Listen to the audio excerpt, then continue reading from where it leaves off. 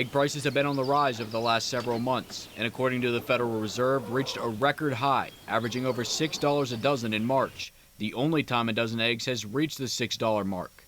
That's after the previous record set in January 2023 was broken this January at just under $5 a dozen.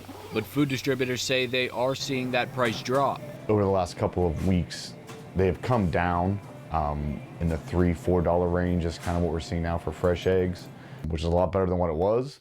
We're still not where it probably should be, and I don't know if we're ever going to get there, but it is a nice relief from where we were a couple of weeks ago. A local grocery store owner says that drop was around mid-March, but since then, they've remained stable. They haven't done anything either way, really. The last couple of weeks, they've remained at the same price. They say that remains the case even now with Easter in the rear view. Historically, a week or two after Easter, there's usually a substantial drop. We've not seen that. Again, it's been 10 cents here, 20 cents there.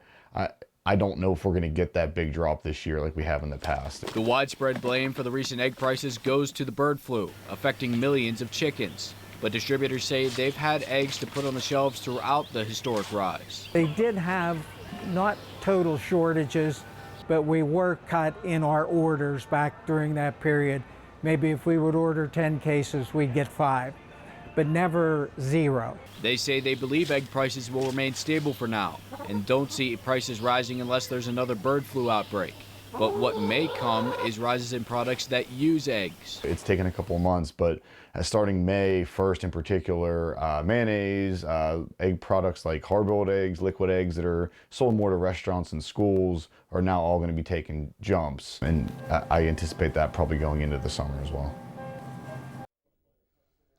Food distributors I spoke with say that the prices can be unpredictable as they also wait to see if there's another rise or drop in egg prices, but they do believe that they will remain the same as of now.